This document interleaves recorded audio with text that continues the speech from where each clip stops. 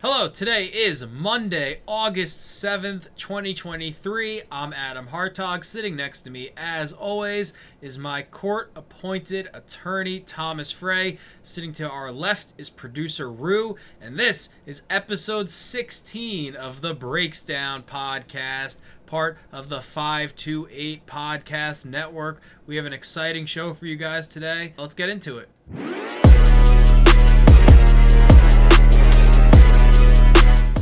All right, recording this just before 8:30 on Monday night, and Tom, we are not on a winning streak anymore.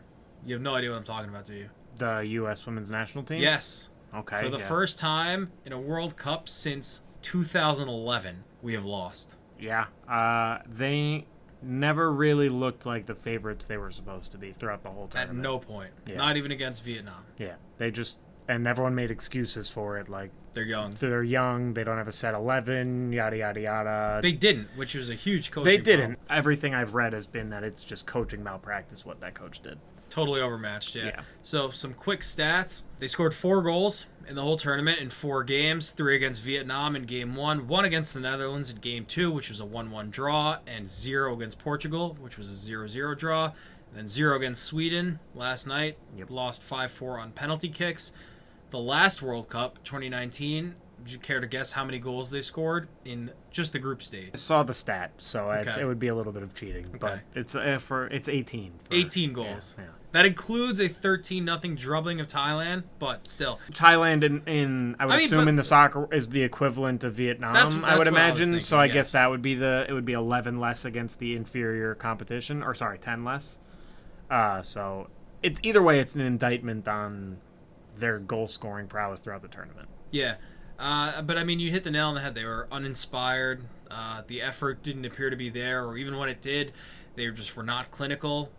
We were waking up at 3 a.m. to watch the games, but it looked like they were waking up at 3 a.m. to play them too. Nice. Thank you. That was a good line. Thank you. I heard there was also a little bit of a culture clash where it was the older players looking back and then the younger players looking forward, and Yes. there was just no cohesion between the group. Too many players that were starting and playing significant minutes on name recognition alone. People really hate Megan Rapinoe, Yes. so it's hard to gauge what It's is cruel. reality versus, but I saw a low light clip of her missing like 5 wide open chances in front of net, and They just couldn't score. and it seemed from and she blew her penalty, so it just seemed like she didn't have it anymore, and she was getting those minutes based on name brand alone. Alex Morgan, too, really has not been the goal-scoring prowess that she has been painted as for the last couple World Cups. Yeah, but subbing her off before penalties for Rapinoe is questionable at best. Fresh legs don't help during penalties. You're not within the flow of the game. No, the You know nerves what I are mean? higher, I would think. You're not adjusted to the state of the game. So regardless of her experience, I just think that was a bad move because they were inevitably heading to penalties. Base Brawls. Nice. Thank you. Tim Anderson got dropped. I don't think I've ever seen that happen in a baseball fight. Jose Ramirez was swinging wildly, dude. Uncontrollably. He hit. I don't know how he must have gotten him clean with this part of his hand. It didn't look Because comfortable. it was he hit him this way. I've never seen someone land a punch with this part of their hand and knock someone out cold like that. like Odor's, when he punched Jose Bautista, like a way cleaner punch to the face. Yeah, he like nailed him. But it's so embarrassing for Tim Anderson, dude. If you're his teammate, you can't let him get up. And he squared up too, dude. He did, He yeah. squared up first. That's the worst part. And he went for the first punch, missed, and then got clocked in the face while Jose Ramirez is getting pulled backwards by Tim Anderson's teammate. Half-assed pullback, though. Yeah, a little bit of a half-ass pullback. And then he was on Twitter, Tim Anderson, after the fact, just like sad boy hours, like everyone's fake people coming out, like all this, you just got rocked on national television. Everyone's making fun of you. Maybe you should just lay off Twitter and lay low for a little while. Yeah, subpar holdback. He did get screwed there. I learned the importance of the a legit real holdback because. But that was different though. Well, yeah. So You held him back, and then the guy you held back got just took a rocked in cheap the shot face. at him. Yeah, he got sucker punched. But You were so trying to I was be holding helpful. back our friend. Yes. And I realized after maybe I needed to pull back because I just held him there.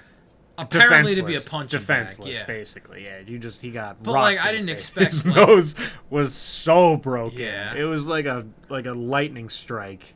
Yeah. Yeah. Lessons learned. Lessons learned. Yeah, you were just trying to help. I was trying to diffuse the situation. Yeah, it was a sucker punch. It was 100%. So yeah. But yeah, if you're Tim Anderson's teammates and see him like pop up and then like wobble, you need to be like, dude, go down. Like we'll get the cart out. Everyone will at least be like, maybe he like actually got hurt. He's on the cart. But if you like are noticeably have freshly gotten knocked out legs, that's gonna live forever. I'm guessing he shot up and they didn't know that he had unsturdy legs. They tried to walk with him, and that's when he started wobbling. But once the wobble sets in, you immediately got to be like, bro, like. But the wobble set in. What are you gonna? There's no winning there. Just like stop him, hold him there. I the guess. Wobble is the worst look. Yeah, but that's a tough spot for the teammates. It is, yeah. Like, what are you gonna do? You tell them to go down, and then it's like you're taught to get back up in that instance. Staying down is almost worse. Are you taught to get back up? Well, not from a brain perspective, from the long-term health of your brain, but if you get knocked down, you get back up. You don't want to look like a little bitch. True. So he didn't want to look like a little bitch. He did though. Yeah, but I know, but he looked like a dude who just got knocked the fuck out. Yeah. Yes. Absolutely. And if you're like, but that doesn't make him a little bitch that he got knocked out. You could get knocked. The toughest guys in the world in boxing and UFC get knocked out. That's true. It's a bad look, but I don't think it makes him soft. I understand why he would get up, especially like he doesn't want to seem more soft. But it's not like he would be cowering on the ground. Yeah, but like, if they got video of him laying there on the ground or a picture of him, that's even more of a meme forever. I guess. Like, you mean the Photoshop potential? Yes.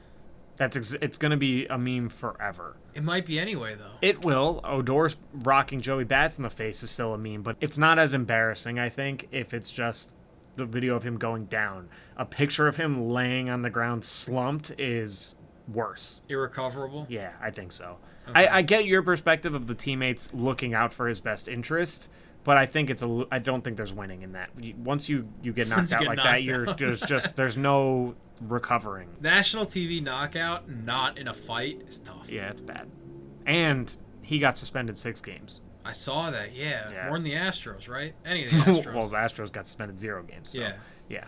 But he got suspended, I think, double what Jose Ramirez got suspended. Yeah, I saw that. Which is pretty funny. It is, instigator. Yeah, no, it makes sense why he would be suspended for longer, but it just sucks. It just adds to the... It just sucks. Yeah, the bad optics. Insult to injury. Yeah.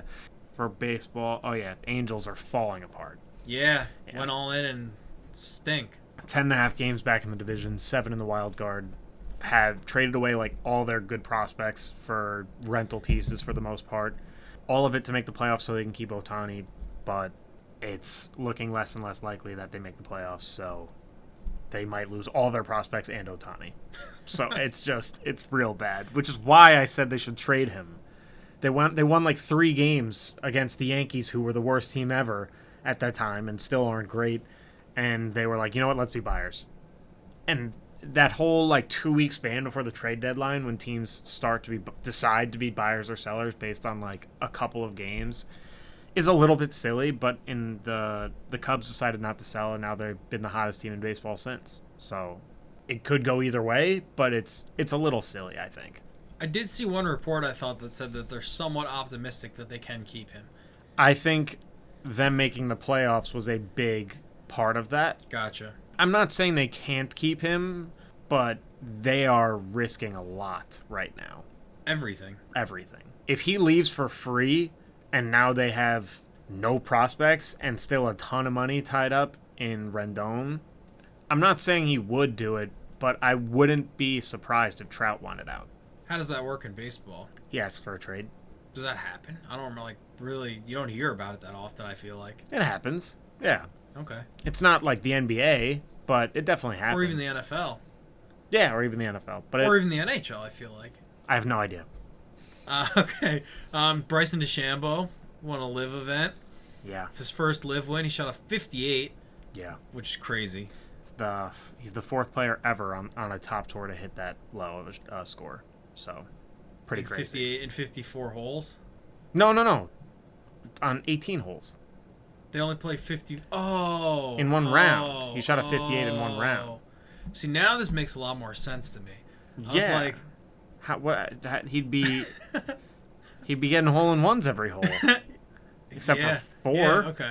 This is very dumb of me. But I was like, yeah, all right, okay. Yeah. Okay. I think he was like 20 under par. Yes, this makes a lot more sense. Okay. Yeah. I miss when he was a villain.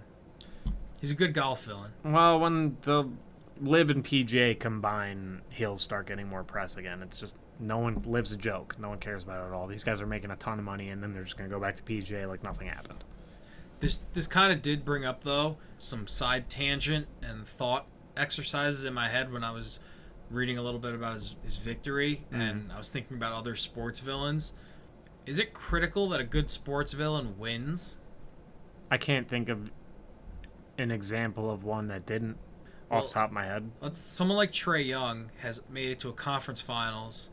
He's not an NBA villain, though. I think he's a New Knicks York villain. Yeah, I think he's a Knicks enemy. Like Reggie Miller isn't a national villain. He's a Knicks but he's villain, a Knicks villain. So and he always beat the Knicks.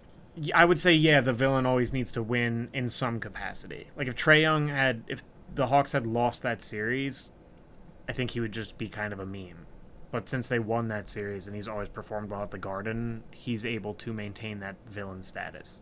I agree. I think it's important that they win. I mean, I remember years ago, like probably 15 or so years ago, I was reading Sports Illustrated, and there was an article about the Vancouver Canucks who were in first place at that time, and one of their defensemen said, you don't hate the guys in last, and that's always stuck with me. It's very true. It's why not so much anymore, but the Yankees. Yeah. Why everyone hates the Yankees. The They're evil empire. The winningest franchise in sports. So I get why everyone hates them, but it is what it is. Do you know who's second in North American sports by championships? No. The Montreal Canadiens. Yeah. 24. There's no way I was ever guessing that. It's a lot of cups. That is Thirsty bunch. Was this also like way back in the day? Yeah. 30 years since the Canadian team won the cup. True. 30 years this year. Yeah. Any Canadian team? Any. That's pretty crazy. Yeah. It's like a lot of them. There's 7 or 8 now. Yeah. Wow. Montreal lost, I think, in 2020, and Vancouver lost in 2011. Did Vegas win? Yes, this year. They won this year. They won this year. Okay, that's what I thought. And they lost in the finals. Their first year of existence. Yeah, okay. To Ovi. And who was their goalie back then? Fleury? Marc-Andre Fleury. All right. See? His nickname is Flower. I didn't know that. Why? Cool. Why is Fleury? that cool? Flower? Not because everyone's like the Flower. That's not a cool nickname. I liked it. If of all the nicknames you could possibly have, you'd want to be the Flower? It fit. It fit a goalie. Why? You're just like moving around. I don't know. I'd rather be like the octopus if I was a goalie or something. Like I wouldn't want to be a flower. Well, I would rather be, if we're gonna be like something with tentacles, I'd rather be a catcher for the Padres. I guess, yeah. That's what I don't know if they call him that anymore. Really? It's the just Kraken? El Gary? Yeah, I don't know which nickname is better, honestly. El Gary's really good. El Gary's as good as it gets. It really is. It's one of the funniest nicknames of all time. Speaking of hockey, the Sharks traded Erik Karlsson to the Penguins. It was a 3-team trade. Pittsburgh received Karlsson, Rem Pitlick, Dylan Hamilyuk, it's probably not how to pronounce it, and a pick, 2026 pick San Jose. Received a first next year. Michael Granlund, Jan Ruda, and Mike Hoffman. Montreal, a second in 2025. Jeff Petrie, Casey DeSmith, and Nathan Legary. Karlsson's a 3-time Norris Trophy winner as the best defenseman in the NHL. He won it last year. I know you're not the biggest hockey fan, so I don't know how much you have to add on this one, but I figured I would mention it because it's a pretty big trade. Are the Penguins any good? They're at like the post dynasty with all their stars there still, but is Malkin still there? Malkin is. They were talking about maybe trading him last year, and they went to Crosby and were like, "You're the only untouchable," and he's like, me and Malkin. So, Are they their boys? They are, yeah. I mean, they came into the league at the same time, I think. won 3 championships. Is he still good, Malkin? Yeah, he's like okay. still all-star level. I mean, he was at his prime he won an MVP. And Sid's one of the best ever. But yeah, obviously. Yeah. So they're that much I know. They're gonna make the playoffs probably for a couple of years still, but them as a serious threat is probably not like the reality for them anymore. Okay. Yeah, I don't have much to add. I know the name. I know Erik Karlsson, the name. But He's very cool. Does he have a beard? Yes, and he's like, Swedish, like red? long hair. Is it red? The no, beard? it's not. It's blonde? It's brown, I think. Then I might not be thinking of the right guy. He's got a cool sleeve. I would have never seen it, though. That's true. I don't see him, around town. Well, if you moved to Pittsburgh, you might. Now, I don't even know. What team was he on before? San Jose? Yes. All right. See, I know some stuff. No. Not at all who I was thinking of. I don't know who I was thinking of, but it was not that of Redbeard man. the Pirate? Sure. Okay. His beard is red, I would hope. Unless it's just a bad nickname. If it's not, I need a lot of therapy. SummerSlam, which I know you didn't watch a second of. No. Roman Reigns defeated main event Jay Uso to retain the WWE Championship. His run, according to the WWE website, is now at 1,070 days, which is the 4th longest in history. It's the longest run since Hulk Hogan 40 years ago. Jay Uso had Roman dead to rights, and he was about to pin him when his brother Jimmy, nobody sees this coming, but this dude in a black hoodie and like a black bandana over his face just grabs his leg, gives him the old yank, and just runs away. No, doesn't run away. Like, does the reveal? Oh, okay. Because it's like that's the thing that they're going for. WWE just wants to shock people. Yeah, so, the shock value. Yeah, once that happened, you kind of knew that Roman was gonna win because they're not gonna put 2 huge turns like that back to back. What's the justification for him tanking his brother's jealousy? So the whole group, they're all part of the Anoa'i family, which is like the Manning family for wrestling. Like The Rock is part of it, Roman Reigns is part of it, the Usos, Umaga. It's are they all Samoan? Yeah, just like Polynesian. Okay. They all have the cool tats. A lot of people expect Roman Reigns, once he finally loses the title, to just do what The Rock did. But they were all part of a faction called the Bloodline. Mm-hmm. And that's one of the greatest, it's considered one of the greatest groups in WWE history. And they're trying to go for the implosion from within storyline. And they're just kind of dragging it out. Probably until WrestleMania, because at this point, the title run is so long and historic that they need to end it at a huge main event. Yeah. And people thought it might be SummerSlam because they were going for a 2 big main headliner kind of thing. Does Jay Uso, keeping in mind I don't know much, I just know from the outside, is he a big enough star to have unseated Roman? Yes. He is Yeah. And he'd be a good champion? And it would be defeated from within basically. But would you be happy? I wanted them to do it with Cody Rhodes at WrestleMania in April because nobody liked him. They didn't do a good job with his character. And then he left WWE to go to AEW, which is a rival company. And he was the face of the company and really helped take it to the heights that it eventually got to. And then he came back to WWE a year and a half ago. He left as almost an afterthought and came back as big as it gets in the business now. And everyone thought that the reason they were able to get him back was all right, you did a lot for the industry. We're going to put the title on you. And they built it up. And at WrestleMania, everyone thought it was going to happen. And then it was actually one of the bigger turns that they ever did in the main event because nobody saw it coming. So now everyone's just trying to figure out where are they going with this. Well, I guess it adds to the intrigue. It does, yeah. And I mean, it just draws out the story so they can keep selling out while pushing the same narrative. Have you seen the show Heels? It's a wrestling show. No, it sounds good though. It's on Stars. Have you ever the Arrow, Green Arrow, the show? I know you haven't seen it, but you know of it. Yeah. The main character, the Green Arrow, is in Heels, and so that's why I ended up watching it. It's really good. It's about just people that are playing heels, I assume. It's about a small town wrestling company competing for national relevancy, and the main character is the champion, the longtime champion, and he's sort of turning heel because he's refusing to give up and he writes all the stories. And his brother is like a rising star, and he's refusing to give up the title to his brother. Gotcha.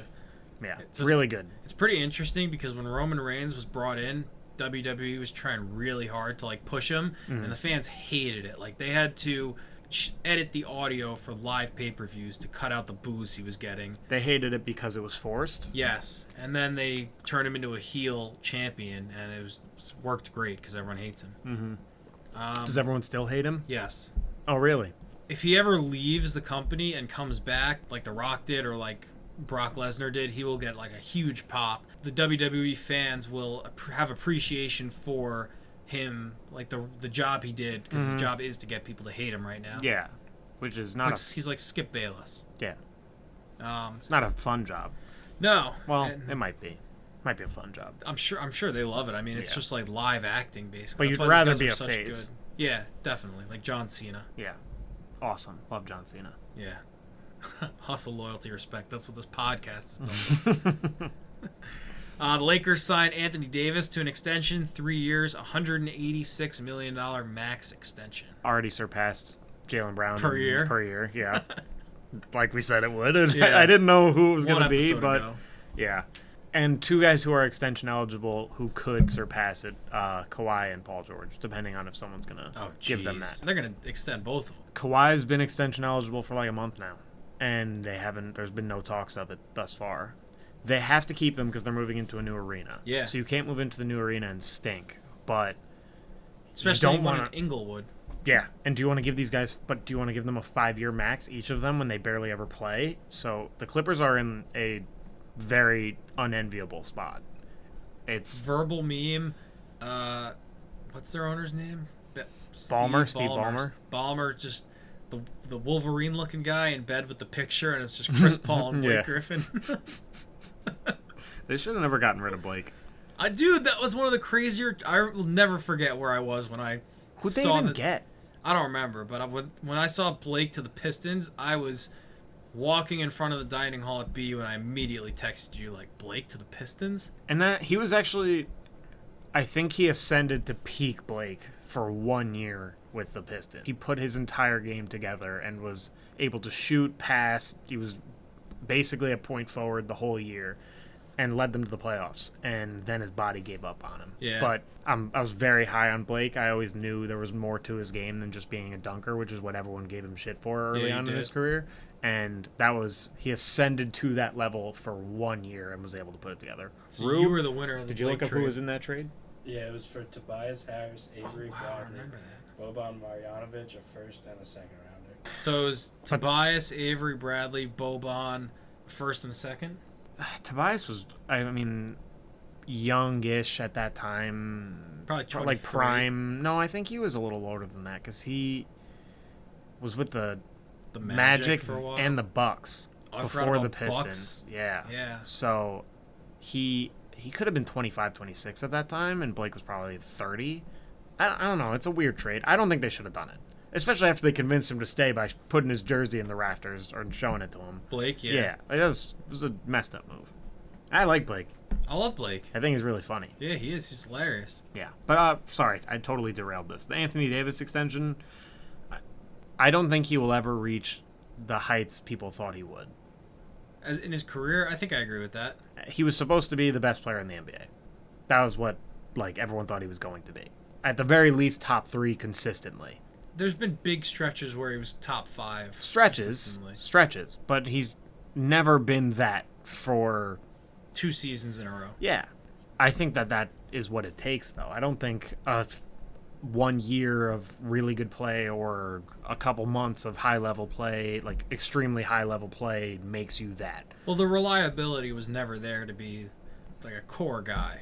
Absolutely. Like, you need to be available to be one of those top 3 guys. And I just think, I don't want to say like the league passed him because he's still really good, but the talent in the league, there's so much of it that, given his availability issues, I just don't think he'll ever be considered a top 3 guy again. That's all it is. I mean, when AD's on, he's as good as it gets in that position. As good, but you can never count on him. And also, he disappears in games. He does, yeah. And that in itself is enough to count him out for me. Like, if I had to build a team around someone, I probably could name 20 guys that I would pick before him.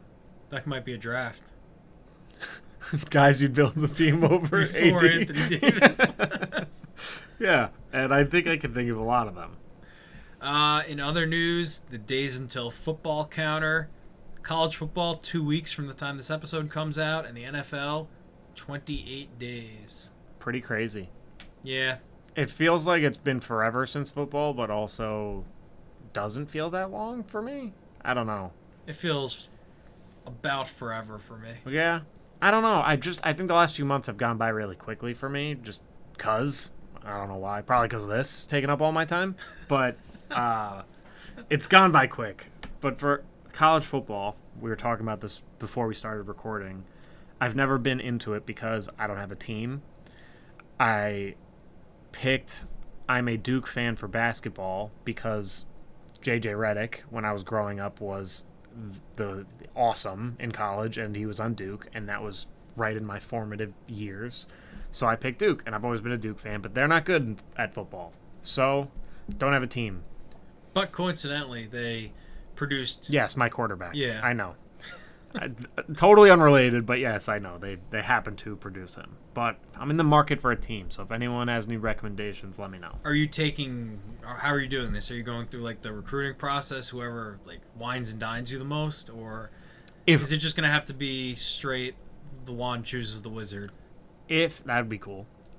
Well, I thought I had that, but then you told me Perry picked that team, so I'm all out on them. Can't have Thomas Hammock's Northern Illinois Huskies. No, and we share a name. That was what we bonded over mostly, me and Mr. Hammock. But I can't have them. So now I need a new one. And if a team were to put any effort into recruiting me, even one Instagram or TikTok comment, I'd be all in. That's all it takes. But I'll reach out to some of my FBS sources. If a single college football team comments on any of our posts, I will be a fan of them. Whoever does it first. As long as within reason. Like, the school I went to is a small D3 liberal No, arts it's got to school. be FBS. Yeah. Like the top of the top. And it ain't going to be Duke either. It can't be some... But if it is Duke... If Duke commented, fine. I'd be all in on the program. I'd be a booster for all I care. But I'd fine. Whoever comments first, you can have my rights. I don't have a college football team either. There's a lot that I like or have a soft spot for, but I'm a fan of the sport. I know you are. You just like it, though. Yeah. The games are really long. It's a really big commitment to watch a college football game. I mean, for me, it's like 9 a.m. Saturday till like the time I'm asleep. Yeah, but I need a rooting interest to do that. Like, even Gambling. I never win, so it's not really fun. No one does. So it's not fun anymore. I did it real hardcore for a few months, and I was taking it really seriously and doing all the research and everything, and still losing all my money. So after that happens, it's hard to go back. We will be, though. It's a good time to plug the new segment adjacent thing that we're going to be doing. We're going to have Shay on for NFL picks throughout the season. Oh yeah, our He'll special be on guest in Shay. the next few weeks for his first appearance. It's exciting. He wins. He does, yeah. We used to try to tail him. Yeah, but every time we tailed him, we lost. So we're the problem, not him. That's the issue. Okay, I also wanted to talk about the Pac-12 conference. Ceasing to exist. Yes, officially deceased. Not officially, but it's the Conference of Champions. More national titles than any other conference. They have basically been stripped to the bones, the nuts and bolts by other conferences. So leaving for the Big 12 is Utah, who's the two-time reigning Pac-12 conference champions, Colorado with new head coach Prime Time, Arizona State and Arizona. Leaving for the Big 10, Oregon, Washington, and USC and UCLA had already announced their move to that conference over a year ago. It's weird because college football was forever inherently regional, very similar to soccer, where it was different areas and styles of play. Like, for years, the SEC was like defense and run game. The Big 12 was like air raid, no defense. And I always thought that was super cool. And it's becoming more like nationalized now, and a lot of the regionality and styles of play are going with the wind, which stinks. And it's all for money, which also stinks. And once the college football playoff kicked in and now everyone wants to expand it, it kind of just made sense to make it less of a regional sort of game. Yes, and that's another part of it is that it's kind of like a chicken and the egg scenario because the Pac-12 hadn't made the playoffs since 2014. Mm-hmm. And it's kind of like, all right, if you had made the playoffs more, would the conference have been elevated by the playoff revenue that each team would get and just the increase in like viewership in those big moments and recognizability, I guess, for lack of a better word, the perfect word. So it's like the chicken and the egg scenario. Like if you had made the playoffs more, would you be in this scenario? If you weren't in this scenario, would you have made the playoffs more? Yeah, I don't have anything close to an answer to that, but I think if they had made the playoff, any of them had made the playoff, they wouldn't be in this scenario, would be my guess. The notoriety of the conference has gone down and down and down. Everyone knows Clemson, Alabama, LSU, those are the teams in the forefront. And USC has a potentially transcendent talent on their roster. That's the only reason anyone's talking about them. Same when they had like Sam Darnold. They would have one good player on a big team or a couple good players on a big team, and that was like why people would tune in, but otherwise no one cared. So it makes sense. I assumed there would be some sort of merger of like the Pac-12 and the Big Ten or something. Yeah. So right now, potential options seem to be maybe a merger with the Mountain West, who has schools like Hawaii, San Diego State, Boise State, Colorado State, or it's going to completely collapse. And the four remaining schools, who are Stanford, Oregon State, Cal, and Washington State, are kind of going to be left to be picked apart. And a report came out today, actually, that Stanford and Cal are both in talks with the ACC now, which is that doesn't even make any crazy. sense. The Atlantic Coast Conference that doesn't picking make up any sense at all. Stanford and Cal. I saw something that said, I don't know exactly what conference this was offered to, but it was for Cal and Stanford, and Oregon State and Washington State. So it was for the four of them to merge with another conference, and they were just like, we'll take you, but we don't want Washington State or Oregon State. So it's just like, what the hell? Like you can't just take two of them, and now they kind of are. Yeah. And it sucks because regional rivalries are the sacrificial lambs. The Apple Cup between Washington and Washington State, no more. The Civil War between Oregon and Oregon State, no more. The Oregon State athletic director, Scott Barnes, not Scotty Barnes, was quoted as saying that he was furious when he was talking to reporters after the moves were announced. And he said that the conference was hours away from agreeing to a new TV deal, which seems a little hard to believe given the fact that they bailed immediately after seeing it. Yeah, it's probably not going to happen, I would imagine. But some of the new exciting rivalries that I've read on The Athletic came up with, and then some were fan submitted, is the John Denver Classic, which is Colorado, West Virginia. That's really wow. Okay. Phil Knight versus the Scarlet Knights, Oregon and Rutgers. Big Ten rivals now, yeah. The Trojan War, Michigan State and USC. Ooh. These are good. Yeah, these are some of my favorites, and I think it's like the Lakers go West game, so it's Minnesota and UCLA because it's they used to be the Minnesota Lakers. Yeah. Which makes sense. Yeah. There's no lakes in Los Angeles, or no. There's very few, I would imagine. Also up there with the Utah Jazz, keeping the name after leaving New Orleans. Yeah, when music's prohibited in Utah, not even allowed to listen to it. So yeah, we're essentially. Where does this leave college football? The Power 5 is no more. We've basically just seen a college football supernova. We saw a Power 5 conference explode into nothing right before our eyes and pretty much in one day. The race between the Big Ten, it was between the Big Ten and the SEC, seemingly. It was adding Texas and OU. But with recent additions, it seems like the Big 12 is here to stay. They already were adding before this BYU, Cincinnati, Houston, and UCF. And I have a cool little chart that I think will annoy you. Is this your secret chart that I wasn't allowed to look at? This is my secret chart that you weren't allowed to look at, yes. Let me just pull it up quickly. For what it's worth, I didn't look at it. I appreciate that. I wanted to, though. It's nothing special, but... So I'm going to name a conference, and I'm going to ask you to guess how many teams are going to be in it, and I will tell you how many teams are currently in it. So. Dad, what? I'm not even good with numbers, and you're pulling this on me. Okay, I will just tell you then. Okay, but ask me one, and we'll see how it goes. The Big Ten. 14. Currently 14. And it's going to be 18. It's going to be 18, yes. All right, fine. That's good. I just thought you'd be amused by the ridiculous. I thought you'd be more annoyed at the fact that it's ridiculous. It's not the Big. It hasn't been the Big Ten for years. I don't think there should be a Big Ten and a Big 12. Well, I think the Big 12 currently has 10 teams. Yeah. And will have 16 teams. It's just stupid. Just the Pac-12 does have had 12 teams. I know. And they were one of the good ones. And now they're down to 4. Now they're the Pac-4. Yeah. Soon to be the Pac-2. Yes. Yeah. Soon to be the that's easier change than Pac-4 because you can just erase the 1. Yeah, you're right. Fair enough. But no, this other stuff is stupid.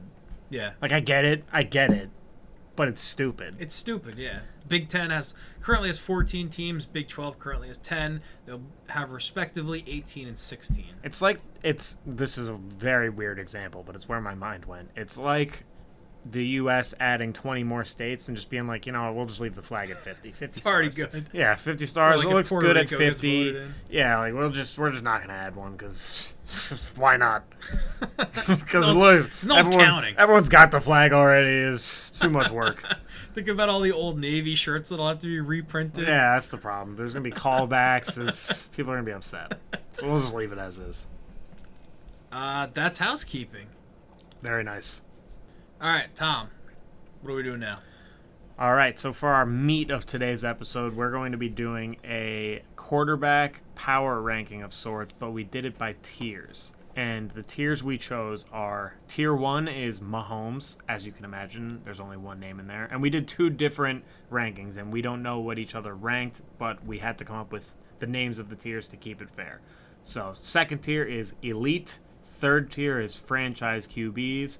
Fourth tier is Pro Bowlers / guys that we will look back at and be like, wow, look at those stats. Next tier is Young with Potential. Tier after that is Ryan Tannehill and other versions of Ryan Tannehill. And the last tier is people who might as well have been drafted by the Jets. So as you can imagine, it's not a very good tier. So we did Who do you have for your Mahomes tier? I have Mahomes, as you would likely guess. A lot of the tier ranking lists have had Mahomes with the other upper echelon of quarterbacks, but for us, he's far and away, I think, the best quarterback in the league, and I think different level. I think should be for most people. It's a LeBron, 12 years, middle of his career, who's playing for second. Or like MJ. It's like very obviously the most dominant and the best player in the league. And then for our elite tier, I think we actually differed on some names here. I've got Burrow, Allen, Hurts, and Herbert. All, by the way, J names. Joe Burrow, Josh Allen, Jalen Hurts, Justin Herbert. Wow, okay. That's cool. I didn't. Now I'm rethinking my list because of that. Yeah, it's good symmetry. Who of those people do you not have? I only had Burrow and Allen in my second tier. So Hurts and Herbert aren't in your elite tier. They're the first 2 out, but I would just like to see a couple more weeks from Herbert. I'm pretty much there. Sorry, from Hurts. Okay. I think that's fair. I need to see some more playoff success from Herbert. I know he's capable of it. There's not a doubt in my mind that he's one of the 5 best quarterbacks in the league. If we had a tier between elite and franchise QB, I would have put elite just Burrow and Allen, and then whatever that middle tier would have been Hurts, Herbert, and probably Trevor Lawrence and Rodgers, I think. But since we didn't have that tier, I had to make a line of demarcation somewhere. And I wouldn't say Herbert's on the same level as Burrow, but for the purposes of this ranking, I had to have him there because he's certainly not on the same level as some of the guys I have on my elite quarterback list. So here's the way I looked at it: was basically for this tier, Mahomes, Burrow, and Allen. If we see a conference championship in the next few years without any of them, I will be stunned. I think that's fair. If you're viewing it in that way, I think that's fair. That was kind of the cutoff between Hurts and Herbert. Mine is these guys probably are the favorites for MVP this year. All of them. I would, if I were to look at the odds, I would assume that those guys would be at the top of the list, and maybe Rodgers, because if the Jets have a big year. But otherwise, that was my criteria. But Again, you have them the tier below, both of them, right? Both of them. We're not far off on it. So in my third tier, what's the name of the third one again? Franchise QBs. Okay, franchise QBs. I have Hurts, I have Herbert, I have Lamar Jackson, I have Aaron Rodgers, and I have Trevor Lawrence. Okay, so again, I have a few more names. I have more names at the bottom here. So I have more names up, I have more names here. Gotcha. So I have Lawrence, Rodgers, Lamar, then I have Kirk, Dak, and Stafford. So in order, that's who I kick off my next tier with. Exactly. I didn't feel good having Dak here. I didn't want Dak to be there. I am not a believer in Dak. But if I put him in the next tier, it would have been because of my bias, and I was trying to keep that out of it as much as possible. My anti-Cowboys bias. I went through the same exercise with my anti-Aaron Rodgers bias. I figured you did. But I still don't feel good about Dak being there, and I also don't love... No, if Stafford is healthy, I think he belongs there. I'm assuming health with that one. Yeah. I think he's too good to be in the tier below. I really went back and forth with Dak a bunch of times. I think he could go in either tier. I think Dak's good. I mean, Dak is the kind of guy that the narrative around him will be for his whole career, probably, however his season ends. I also think he'll probably be, when his career ends, you're going to be like, he was actually better than we ever gave him credit for. Dak has been like a top 10 quarterback for years. Without some of the big bonehead moments that like Tony Romo had, I think when he retired and you look back at his stats, you're like, you know what, Romo was actually like a good quarterback. Yeah. But people at the time couldn't stand the guy. It's the nature of the job. He's the Cowboys quarterback. Mm-hmm. Again, I have a couple more people that you didn't have, but they started off your next tier, which we did Pro Bowlers / guys that we will look back at and be like, wow, look at those stats. I think we'll differ like by a lot on this tier. Okay. So give me yours. All right, so for this one, I had mentioned that Dak, Kirk, and Stafford were the first three, and part of that also, was... sorry, you didn't have Kirk as a franchise quarterback? So the way I kind of did it was they're kind of like this is where the team needs to be good around them. I think Kirk wins you games, though.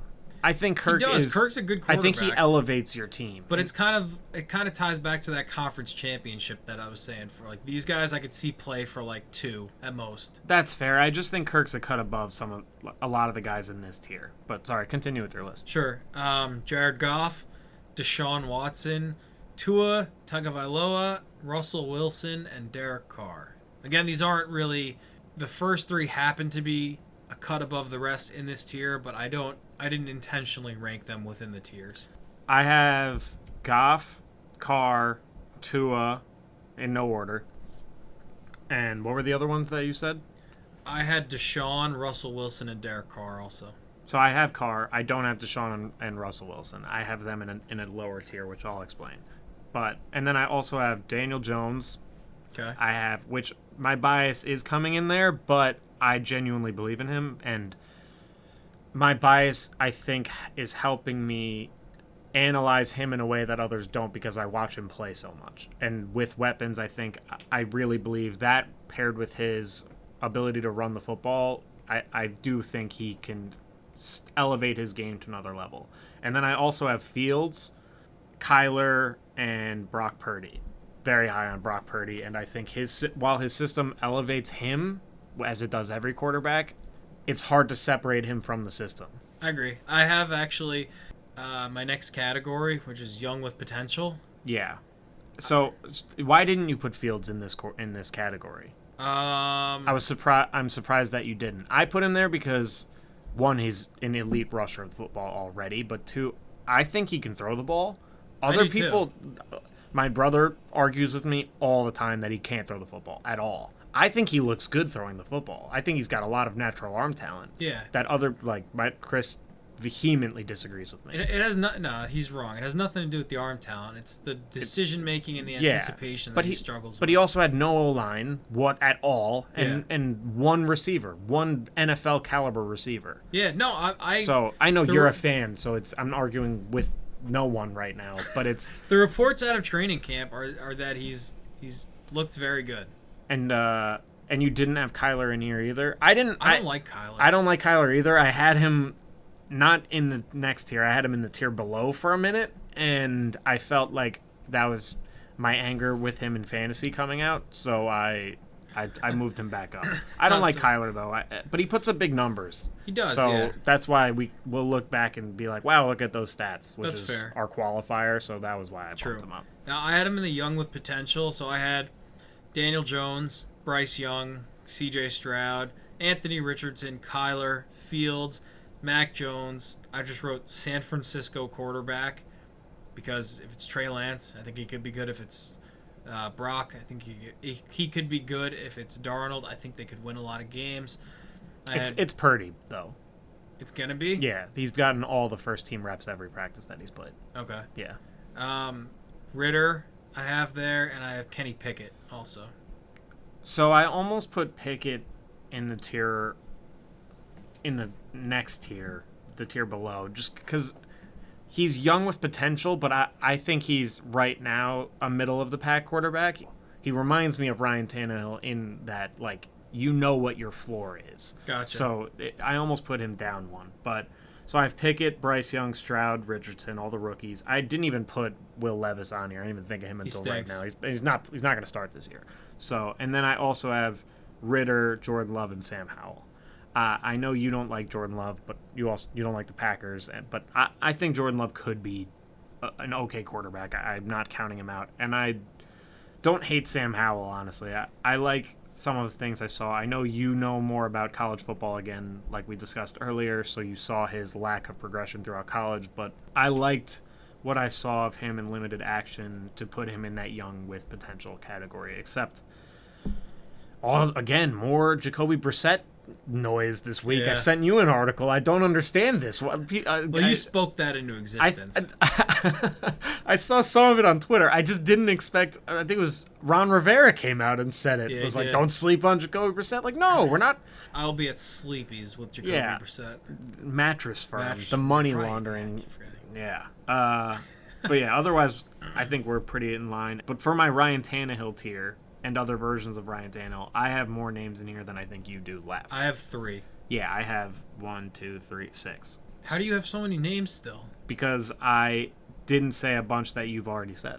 No, I said 3 that you haven't said. Mac Jones, Deshaun Watson, and Russell Wilson. True. Okay. So you think both those guys are Tannehill? I think Mac Jones is Tannehill. I don't disagree with Mac Jones. I think he's Tannehill. I don't see his ceiling being anything special. But Deshaun and Russ as Tannehill, that's so surprising. Deshaun I have as Tannehill with potential, and Russ I have return to form Tannehill. In that their floor this year is Tannehill, but they have the potential to be more. Deshaun Watson's not young anymore, so he couldn't be young with potential. But he's like 26, right? Yeah, but I didn't put anyone that has been in the league for...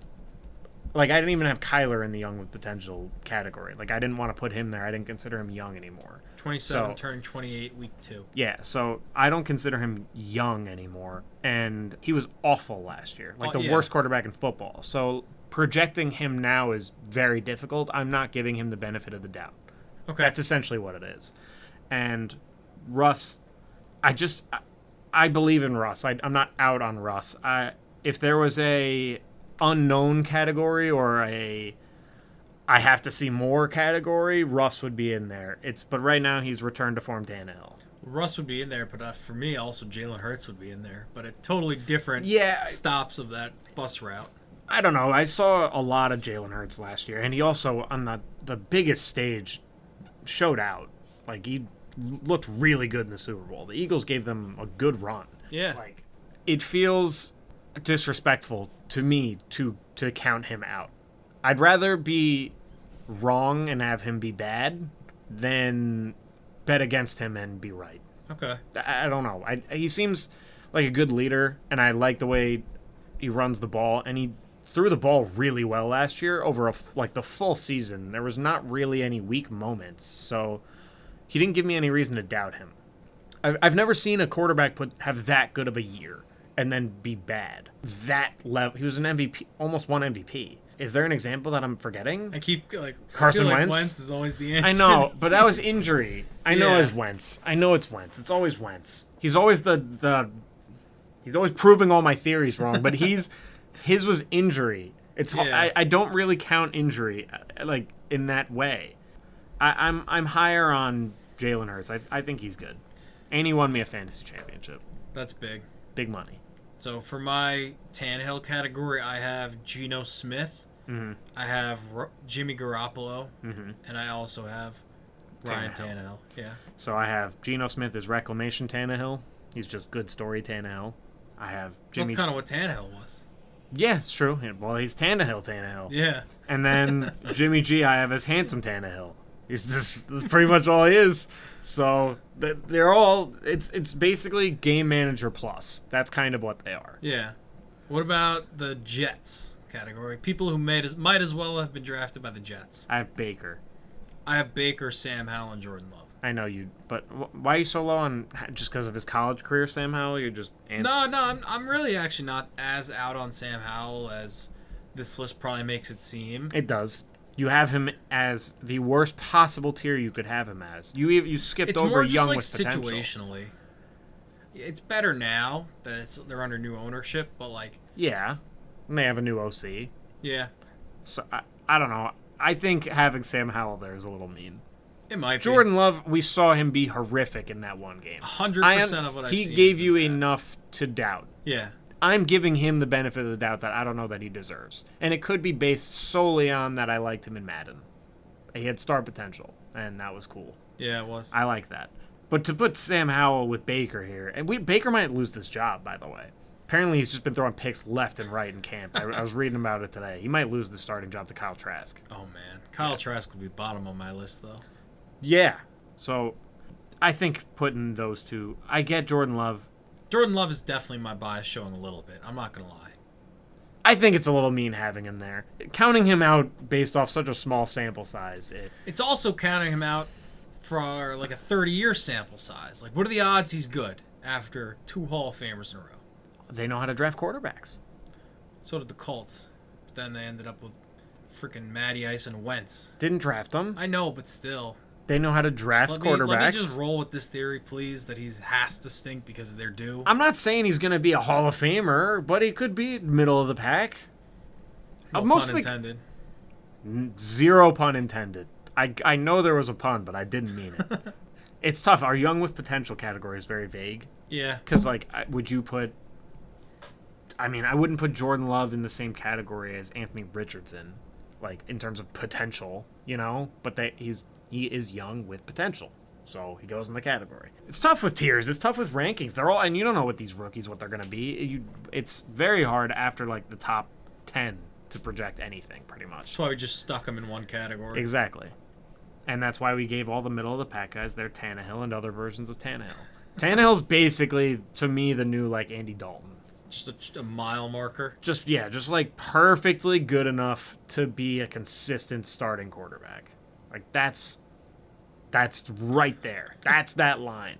And Geno is reclamation Tannehill. Like if he goes out there and does it again, he will be bumped up into the Pro Bowlers category next year for me. But he could be a one-year wonder. There's enough sample size there. If he regresses, it won't be shocking. Yeah. True. So, yeah. I think we were pretty much in line here, though. Yeah, just a, like slightly different grading scale. Who are your top 5? Quarterbacks? Yeah. Mahomes, Burrow, Allen, Hurts, and Herbert in that order. I agree. I have the same. Okay. And then who's 6? Rodgers? Yeah. Yeah. Yeah. For now. He could end up at 4 or he could end up at 20 after this year. Yeah, I don't think he can go any higher than 4. I'd be shocked if he did. He can't. What if Josh Allen throws like 50 picks? 50 picks? Well, I'm exaggerating. No one's ever thrown even close to 50 picks. Unless there was some like way back in the day that I don't know about, but they didn't even throw back then. Yeah, that's true. They wouldn't even. They probably threw 50 passes the whole year. No, I don't think he can. I just don't see. I mean, sure, like if something like that happens, yeah, but I don't see it happening. I think it's a clear 1-2 with Mahomes Burrow, with Mahomes being a tier above Burrow. I think Allen's clear top 3 guy. I agree, but I think he's a step below Burrow. If I was starting a team right now, it would be pretty easily Mahomes, Burrow, Allen. I don't know, honestly. I mean, yeah, pretty easily Mahomes definitely, but I think Allen was pretty banged up last year. His elbow, once he hurt his elbow, It's his decision making for me. That's fair. He's too reckless at times. He's reckless, and Burrow is cool, calm, and collected at all times. You can't shake that guy. Not as multi-dimensional though. That No, runnability of but you Josh don't. Allen. But you don't want Josh Allen running much longer, I would imagine. Well, you don't want him taking hits, but Yeah, like as long as he's staying healthy, then you want him. that's to- fair. But Burrow's not a statue in the pocket either. He's athletic. Yeah. Yeah, I guess that's fair. But I still would put Burrow pretty comfortably over Allen. All I right. understand why someone would argue opposite. Fair. All right, you want to do awards? Yeah, who starts this week? Who started last week? I'll start. Okay. I have no idea who started last Neither week. do I. All right. So my first award is the 2012-13 Miami Heat 27-game win streak award. So that was with the big three. Yeah, the Heatles. Yeah. Is it a baseball team? Yeah, I didn't think so. Someone we've talked about on the podcast today. It's a person that's getting It's a this? singular person. Messi? No, we didn't talk about him today. Can I have another hint? Can I have a hint? Yes. Okay, so it has to do with being on a crazy run and everyone wanting it to end while it was happening because they were unlikable. Oh, Roman Reigns? Yeah. Oh, I didn't think you'd go there. Nice. Okay, yeah, that's We got fair. there, we got Yeah, yeah. I thought after we talked so much about it that we wouldn't go there for the award, so I blocked it out of my mind. I'm like, what sport are we in? I'm thinking like the Atlanta Braves, like they're good, but they're not on like that big of a win streak. Like, there's no way you'd give the Cubs an award. So Do you remember that Bulls game where the Heat lost? It was an awesome game. Luol Deng was unconscious from beyond the arc.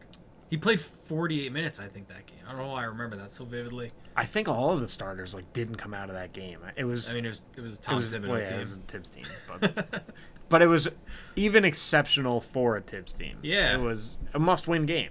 Yeah. They were going to be the ones to end it, and In Chicago on like a Sunday afternoon. everyone hated those Heat teams unless you were a bandwagon Heat fan or a real Heat fan. But everyone, like, the most disliked team of my memory, I think, Yeah. in any sport. In any sport. Yeah, more than the Patriots. Dude, I think the Yankees and the Cowboys might be up there still. It's hard as a Yankees fan for me to think of that. You're right. People hate them even when they're bad. People Yeah. hate them when they're good. People hate their players even when they're not on the team anymore. So you're right. The Yankees could be up there. But yeah. All right. That was my first award. Okay. My first award, if you don't get this, then I think our friendship's over. Okay. So it's the Return of the Prince Award. The Return of the Prince Award? Of the Prince. Okay. Is this a movie quote or something? No, it is not. Okay. It's going to a basketball Is this player. because Frank caught on somewhere? The French Prince. See, I didn't guess him at first immediately because the last time a prince was mentioned, the My Sweet Prince Award. Yeah, that was different. I He guess hadn't the caught man was on wrong. somewhere. This It's is true, He yeah. signed with the Hornets now, Yeah. Frank, and I thought he was going to be out of the league. And for those of you who don't know, I have an unconditional love for Frank Ntilikina, and it's warrantless. He's done next to nothing to deserve it, but I will forever root for him. I might buy a France jersey. I've almost done it already, but I just love him. And he never really got a fair shake. Phil Jackson drafted him to run the triangle offense for the Knicks, and then Phil got fired immediately after. Why do you let him? Weeks, yeah. Why do you let him do the draft if you're going to fire him right after? You know what? I always wondered why football teams do that, and I had read that it's because that's like when the cycle resets, basically. Like all the work is done. Yeah, I know it is, but it was a system fit though. It was a system pick. Yeah, that's fair. It's that in a system that you're not running anymore. In a system that you shouldn't have run in the first place. The triangle's so outdated in today's NBA. There are elements of it that are applicable in today's NBA because it's just, constant free-flowing movement and counteractions and actions. Someone catches the ball, they do this. If that's open, you go here. It's just running a simple offense, essentially. But overloading one side of the court and having corner post wing or whatever, another triangle created on the court, it's just clogging up too much space. It doesn't work anymore. The point of the point guard in the triangle offense is to pass the ball and run to the corner.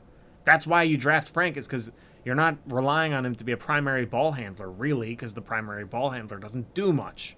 And then you expect him to be your franchise point guard when you stop running the triangle. What are you doing here? God, the Phil Jackson era was a disaster.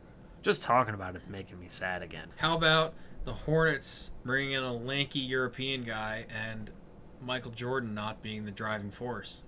It's shocking. Yeah. I saw he penned a letter thanking the people of Charlotte, which was nice. Did anyone thank him? His presence made them more relevant than they'll probably be. Okay. I think he brought them that. They got an all-star game in Charlotte. That was probably almost all his doing. True, you're right. I forgot about that. I think they're probably happy he's no longer the owner because he was not a good owner. No. But now the Hornets got the Luka stopper on their team. The Mavs have been hiding Frank on their bench just so he couldn't lock up Luka for the last few years. My second award is the Brooklyn Nets Super Team Era Award. Is this going to the Penguins? No. Oh, okay, sorry. Damn it. You're chilling. Which super team are we talking? The old one? The newer one. The new super. Oh, I see so the that's confusion. I was thinking the Kevin Garnett, Paul Pierce, Joe Johnson, Darren Williams era. Okay, so this is going to. Is it going to a team or a player? It's going to a team. It's going to a team that has amassed a collection of superstars who aren't necessarily great fits for each other and all are big personalities that are going to be hard to maintain. Not exactly, because that's very basketball centric. Is it going to be a failed super team? It's going to the Jets? No. Oh, I thought you were just going to spew Aaron Rodgers. No. Okay. You're rhyming with the Mets. Yeah, it's going to the Mets. All right. So it's a team of all-time greats brought together to take over the city and win titles fast and in multiplicity, but failed and was swiftly dismembered. Okay. That's good. But, yeah, and they just sent down Brett Beatty. Did they? I didn't know that. Wow. I think their second-ranked prospect. Yeah, and they just sent him down. I think he was struggling a little bit, and his approach had changed, so it was a kind of a reset. But after a teardown, you're supposed to be bringing up your prospects, not sending them back down, so it's not great. Michael Kay was going off on the Mets, has been for weeks, ever since the trade deadline, actually. He's very unhappy with them. But, and I understand his logic.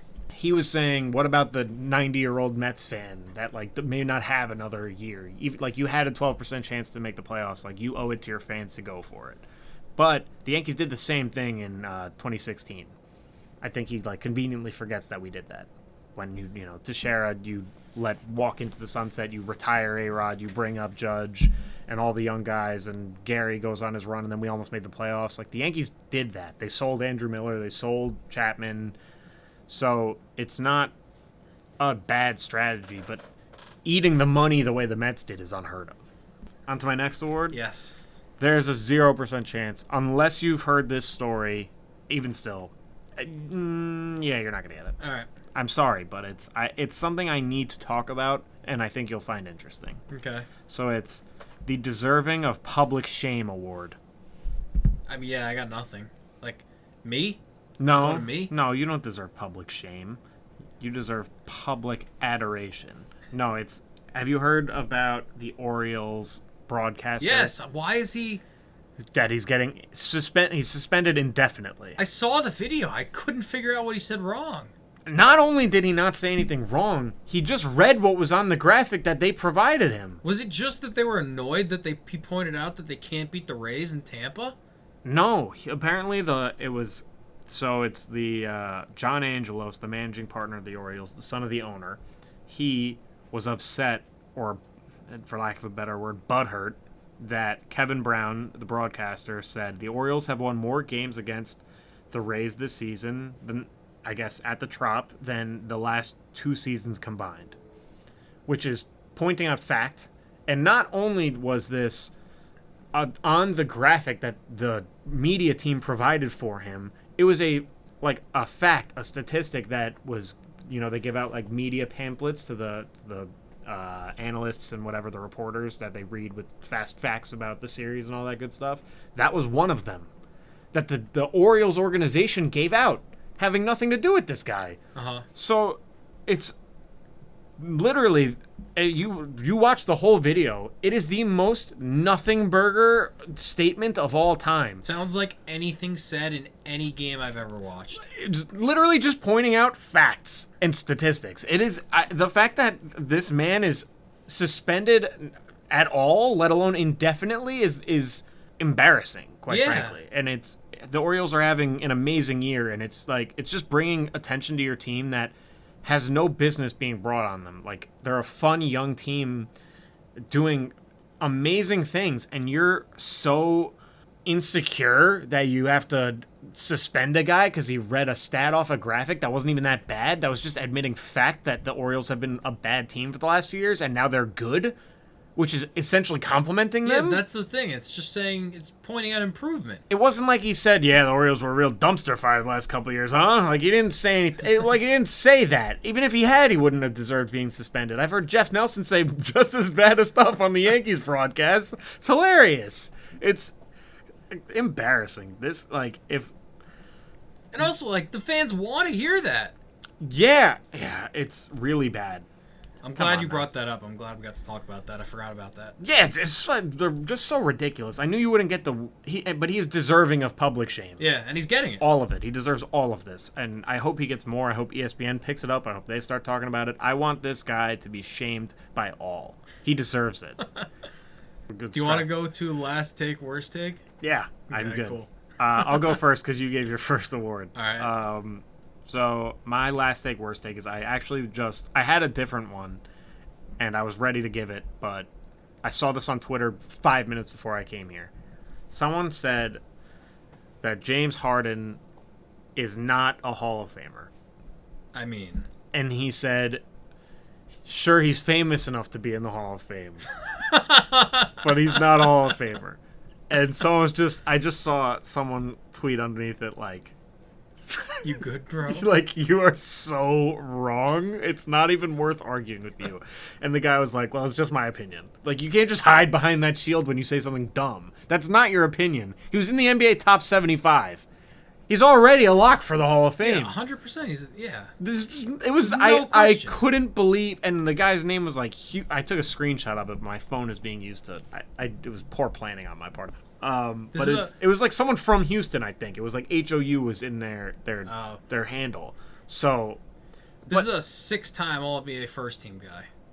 He's one of the best players of all time. Like, regardless of how you feel about him, he's one of the best players of all time. Yeah. We had a discussion. He's a top 3 to 5 shooting guard of all time. I don't even like him. I hate watching him. His game is even when he was on Houston at his best, it's a garbage game to watch. That's when it was at worst. Yeah, when his skill was at his best. Yes. Watching him was worst. At its worst. Yes. It was a horrible time. But still, you have to acknowledge how good he is, and like. He could, even if he was fat Harden his whole career, he'd still maybe make the NBA Hall of Fame. I'm gonna have to think about that one. He's still 20. I'll get back to you on. With the longevity and the health, assuming he stayed healthy and his being fat did make him get injuries, I still think he would be in the Hall of Fame probably. It's a bad take. It's one of the worst takes I've ever seen. It's not just a bad take. I was excited I almost ruined it because I was so ready to tell you it earlier. Okay, so my worst take of the week goes to Twitter user at MikeADXX. Yesterday, Inter Miami, when they went down 4-2 in the 68th minute, tweeted 68 goal Dallas 4-2, hashtag Dal versus MIA, and this Twitter user replied to, quote tweeted it, Pesci can't win important games in the MLS. Meanwhile, Ronaldo damn near 40 carrying Al Nassr in a tougher league. In the 30 or so minutes after that, Messi contributed. He had the free kick that was headed in to bring them within 1. He had the 85th minute outside of the box free kick to tie the game. And he scored in the penalty shootout that they went to right after regulation to help them through to the next round. So, Mike ADXX, please contact us and we will send you your award. But yeah, that was that's bad. Yes, I mean it's just Twitter trolls are a different breed of human. If Like, they're human at all. unless they're just the confirmed aliens we have on Earth. Yeah. Or a bot. Or a bot. But it's the Pesci, Penaldo, like, even the people who comment, like, LeBron's Le Mickey rings and all that stuff. Like, it was funny at Actually first. 0-13. Yeah, like, it's like, enough, dude. On every single post, it's like... It's like, what are you doing, dude? What, like, truly, grass. Truly, what are you doing? Touch grass. Actually, I think I taught you that, right? You did, yeah. It's like it's so embarrassing. Imagine being one of these people. Like, imagine I was one of this person, and you like found out that I was doing this.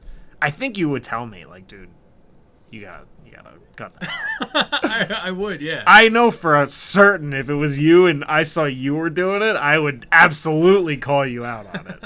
There's no doubt in my mind. Debating is one thing, but entrenching yourself in one incredibly wrong opinion all the time, just... They make it their personality. It's so strange, I don't even understand it. It's just... I can't even fathom it. Literally just people formed by Twitter, which we have never seen before, like now. Well, now it's X. These are X people. True, they're X They're people. no longer people. But, yeah, that does it for Last Take, Worst Take. Things got silly. You have anything else? No, I think that's about it. I think it was a good episode. Yeah, me too. Cool. Reminder to follow 528 Collectibles. Follow the Breaks Down podcast on... We're on Twitter, Facebook, TikTok, Instagram, YouTube. Podbean, YouTube, Apple Podcasts, Spotify, Amazon Podcasts. We're on all the stuff. Overcast Podcasts. We're on some iHeartRadio. Oh, wow. Yeah, cool. we're All on right. that one. Nice. Yeah. I didn't know that. Yeah, we're on all of them. So just check them out on all of them. And like, comment, subscribe. Thank you. See you next week.